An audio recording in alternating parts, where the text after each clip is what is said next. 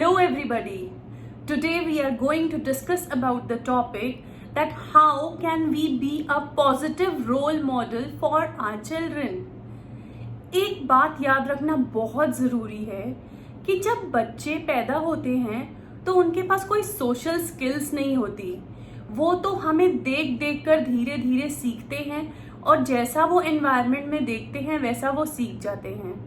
वो किसी ऐसे रोल मॉडल को ढूंढ रहे होते हैं अपनी हर स्किल को सीखने के लिए कि जिससे वो इंस्पायर होते हैं, उससे वो बहुत जल्दी सीख जाते हैं। हमने सबने सुना है कि जो पेरेंट्स होते हैं वो रोल मॉडल्स होते हैं बच्चों के लिए, और सिमिलरली हमने टीचर्स के लिए भी यही सुना है कि टीचर्स रोल मॉडल होते हैं बच्चों के लिए, क्योंकि सबसे पहले फर्स्ट 3 इयर्स ऑफ लाइफ तो जो किड्स हैं वो सिर्फ अपनी इमीडिएट फैमिली के साथ ही रहते हैं। अगर वो जॉइंट फैमिली है तो ऑब्वियसली उनके पास थोड़े ज़्यादा चांसेस होते हैं थोड़ी वर्सेटैलिटी देखने के लिए, लेकिन अगर वो न्यूक्लियर फैमिली में है तो वही 2-3 चेहरे वो बार बार देखते रहते हैं और उन्हीं से मिलते रहते हैं और उन्हीं की नेचर जैसी होती है वैसा ही अडाप्ट करने की कोशिश करते हैं। 3 इयर्स के बाद जब वो स्कूल जाना स्टार्ट होते हैं तो जो उनकी टीचर्स होती हैं और जो उनकी ट्रेंड मेड्स होती हैं वो उनसे सीखना स्टार्ट करते हैं। हाँ, one more thing I forgot कि आजकल बच्चे घर पर सिर्फ पेरेंट्स से ही नहीं, जो घर पर हाउसमेट्स होती हैं और बच्चों की नैनीज होती हैं उनसे भी बहुत कुछ सीखते हैं, क्योंकि most of the time parents अपने आप में बिजी होते हैं और उन्हीं के साथ बच्चे खेलते हैं और उन्हीं के साथ रहते हैं, तो बहुत कुछ वो उनसे सीखते हैं, उनकी लैंग्वेज कॉपी करते हैं और कुछ वर्ड्स भी वैसे सीखते हैं जो कि शायद पेरेंट्स कभी बोलते भी नहीं होंगे। और वन मोर थिंग, ये सब तो ठीक है, लेकिन इसमें हमें ये भी याद रखना बहुत ज़रूरी है कि हर पेरेंट अपने आप में डिफरेंट तरीके का इंसान है और उसकी वजह से जो उसका पेरेंटिंग स्टाइल है और जो उसकी पेरेंटिंग टेक्निक्स हैं वो डिफरेंट हैं। जैसे ये बात बोलना तो बहुत आसान है कि अपने बच्चों को समझाना बहुत आसान है कि बेटा किसी को मारना नहीं चाहिए, किसी को गलत नहीं बोलना चाहिए, बड़ों की रिस्पेक्ट करनी चाहिए। लेकिन अगर आपका बच्चा किसी को मार कर आता है और बेशक आप अपनी फैमिली में ही गॉसिप करते हुए उसे बहुत लाइटली लेते हो और उस पर हंसते हो, तो बच्चे को आप बहुत कंफ्यूज कर देते हो कि क्या उसने मारकर ठीक किया या गलत किया, क्योंकि आप समझाते तो हो कि मारना अच्छी बात नहीं है, लेकिन जब वो मार के आता है तो आप उसमें हंसने लग जाते हो। तो you need to take a balance कि आप क्या बोल रहे हो और आप क्या कर रहे हो। ऐसे ही सिमिलरली बच्चों को हम सिखा देते हैं कि बेटा कभी कोई गलती हो जाए तो सॉरी बोल देना चाहिए, किसी से कुछ मांगना हो तो प्लीज बोलना चाहिए, कोई कुछ देता है तो थैंक यू बोलना चाहिए। लेकिन जब बच्चे से सच में कभी गलती हो जाती है और स्पेशली वो गलती कुछ किसी ऐसे इंसान के साथ होती है जिसे आप पर्टिकुलरली बहुत ज़्यादा नहीं लाइक करते हो, तो अगर वो बच्चा उस टाइम पे सॉरी नहीं बोलता है तो आप इनफैक्ट उसके सामने ही उसे डिफेंड करने लगते हो कई बार, तो बच्चा अगेन बहुत कंफ्यूज हो जाता है। उसे लगता है कि उसने सॉरी बोला नहीं, उससे गलती भी हो गई और सिखाया गया था कि सॉरी बोलना है, तो उसे लगता है कि जब पेरेंट्स ही डिफेंड कर रहे हैं सॉरी ना बोलने के लिए तो शायद ऐसा ही करना होगा, तो वो हैबिचुअल हो जाता है। सिमिलरली ऐसे ही बच्चों को ये चीज़ तो बहुत सिखाई जाती है कि बेटा जो गरीब लोग होते हैं उनकी हेल्प करनी चाहिए या हमें डोनेशन करनी चाहिए, लेकिन जब कुछ देने की बारी आती है तो कई बार पेरेंट्स नहीं दे पाते। जैसे कि सपोज करो कोई घर के सर्वेंट को या मेड को ही उसके घर के लिए आपको कुछ टॉयज देने की ही बारी आएगी, तो कई बार पेरेंट्स वो चीज़ नहीं कर पाते हैं और इनफैक्ट स्टॉक करते रहते हैं अपने घर में। But I need to tell you, अगर ऐसा कभी है तो you just make a rule in your house कि जब भी कोई नया टॉय घर में आना है या जब भी कोई नई स्टेशनरी घर में आनी है तो या तो पहले वाली ख़त्म हो गई होनी चाहिए या वो कुछ डैमेज हो गई है तब आनी है, या फिर अगर वो पड़ी है तो प्लीज़ उसे किसी ऐसे नीडी इंसान को दे दो जो उसको यूज़ कर सके। अपने घर पर क्लटर मत इकट्ठा करते रहो, क्योंकि अगर हम ऐसा करेंगे नहीं और हम हैबिट नहीं डालेंगे बच्चों को तो वो कभी सीख भी नहीं पाएंगे इस चीज़ को।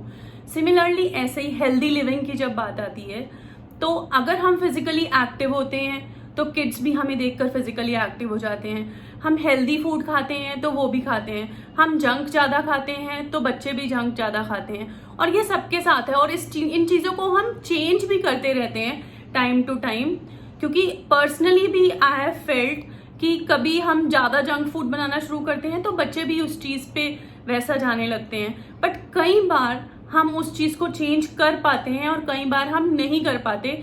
जब वो हमारी हैबिट्स बहुत लॉन्ग टर्म हो जाती हैं तब उनको, जब भी कभी आपको राइट टाइम मिले तो अपने बच्चों को अपने पास्ट एक्सपीरियंसेस बताना बहुत इम्पॉर्टेंट है। और जब उनको सेल्फ इम्प्रूवमेंट की ज़रूरत हो तो उनको अपना एग्जाम्पल देकर बताना कि जब आप ऐसा कुछ फेस कर रहे थे तो आपने उस चीज़ को कैसे रिकवर करा, और ताकि वो भी आगे चल के उस चीज़ को अप्लाई कर सके अपनी लाइफ में, वो बहुत इम्पॉर्टेंट है। क्योंकि जो पर्सनल एक्सपीरियंसेस होते हैं और जब वो हम शेयर करते हैं अपने बच्चों के साथ तो उससे क्वाइटली और साइलेंटली बच्चे इतना कुछ सीख जाते हैं कि हम इमेजिन भी नहीं कर सकते उसके। हम तो बताकर भूल जाते हैं, लेकिन अगर वो बात बच्चे के माइंड पर इम्पैक्ट कर जाती है तो वो उसे हमेशा याद रखती है। ऐसा ही होता है जब मैं अपने बच्चों के साथ कुछ शेयर करती हूँ तो they tell me many times कि मम्मा आपने ऐसे बोला था उस टाइम पे तो ऐसा हो सकता है। मतलब वो उसको हिट एंड ट्रायल करके उस तरीके से भी देखना चाहते हैं। और वन मोर थिंग, जब भी हम कहीं पर, हम अपने बच्चों को ये तो बहुत आसानी से सिखाते हैं कि हमें बच्चों में मैनर्स होने चाहिए, कर्टसी होनी चाहिए, और ऑब्वियसली सभी चाहते भी हैं कि बच्चों में ऐसा हो। बट कई बार कुछ ना कुछ हैबिचुअल हैबिट्स बच्चों में ऐसी होती हैं जो हमें पता ही नहीं होता कि ना तो फादर में थी ना तो मदर में थी, फिर भी उसमें आ गई। तो वो कहीं ना कहीं कुछ एनवायरनमेंट का चक्कर है या कहीं ना कहीं आप कुछ मिस कर रहे हो, कुछ तो है उससे related. You need to check out for that. Now you want your children to be confident. अगर वो आप उनको कॉन्फिडेंट बनाना चाहते हो तो वो जैसे हैं उनको वैसे एक्सेप्ट करो। ये लेसन मैंने आज से 8 to 10 years पहले एक सेमिनार में सीखा था। I went to Delhi to attend Mrs Sudha Gupta seminar, the chairperson of Mother's Pride group of schools. तो she takes seminars for positive parenting and उसने तब ये बोला था, उन्होंने बोला था कि जब भी हम बच्चों को ऐसा एक्सेप्ट करेंगे जैसे कि वो हैं तो ऑब्वियसली उनमें जो कॉन्फिडेंस है और जो उनके मोरल्स हैं वो बहुत बूस्टअप हो जाएंगे। और तभी से मैंने अपने माइंड में सोच लिया था कि अगर बच्चे थोड़ा लेजी हैं या दूसरे तरीके से किसी दूसरे फील्ड में जाना चाहते हैं और हम उसमें नहीं भेजना चाहते तो I will not force anything on children. वो जैसा करना चाहेंगे उनको करने देंगे, लेकिन उनको प्रॉपर गाइडेंस ज़रूर देंगे। समझना ना समझना उनकी रिस्पॉन्सिबिलिटी है, डिसीजन भी हम उनका मान सकते हैं, लेकिन प्रॉपर गाइडेंस हम ज़रूर देंगे क्योंकि वो ही हमारा जो मेन रिस्पॉन्सिबिलिटी है वो दिखाता है एज अ पेरेंट। बच्चों को ये बताना कि लाइफ में गोल सेटिंग कितनी इम्पॉर्टेंट है और अपने गोल्स को कैसे अचीव किया जा सकता है, उनको विजन बोर्ड की इम्पोर्टेंस सिखाना और उनको बताना कि जो आपका एक्शन है वो मैटर करता है। It is always well done than well said. ये उनको सिखाना बहुत इम्पॉर्टेंट है और बहुत ही जब छोटे होते हैं वो तभी से इम्पॉर्टेंट है। इस बात की वेट करना कि वो और बड़े हो जाएंगे तब समझाएंगे और बड़े हो जाएंगे तब समझाएंगे तो बातें नहीं बनेंगी। और दूसरी बात, जब भी हम बच्चों से बात कर रहे होते हैं और हमारे अंदर लेकिन कुछ और चल रहा होता है तो उस बात का कोई भी इम्पैक्ट बच्चों पर कभी नहीं आएगा। ये बात को हमेशा याद रखना। अगर आपको बैक ऑफ द माइंड में पता है कि आपके बच्चे ने कुछ गलत किया है और फिर भी आप उसको डिफेंड कर रहे हो तो वो जो चीज़ है ना वो एक जो बैरियर आ जाएगा दोनों के रिलेशनशिप में, क्योंकि जो आपकी थॉट है वो तो डिफरेंट है और जो आपका एक्शन है वो बहुत डिफरेंट है। और कई बार तो आई हैव सीन ऐसा ऑल्सो कि अगर कहीं पर आप जाते हो और बच्चों से कुछ गलत हो जाता है, तो बच्चा छोटा है तो ऑब्वियसली आप उसको कुछ ज़्यादा नहीं बोल सकते हो, बट उसको अगर ऐसा कभी नहीं भी हो पाता तो obviously it's the responsibility of the parents to tackle the situation.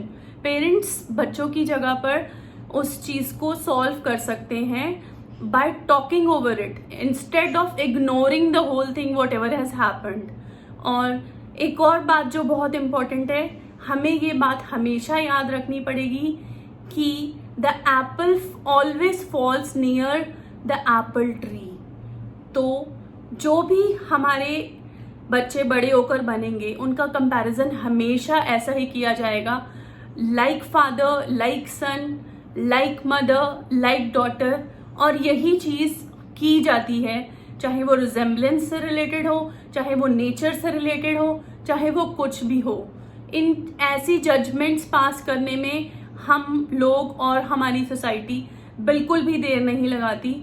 तो हमेशा कोशिश करो कि आप एक ऐसा रोल मॉडल प्रेजेंट करो जिसके साथ अगर आपके बच्चे का कंपैरिजन किया जाए तो आप प्राउड फील करो।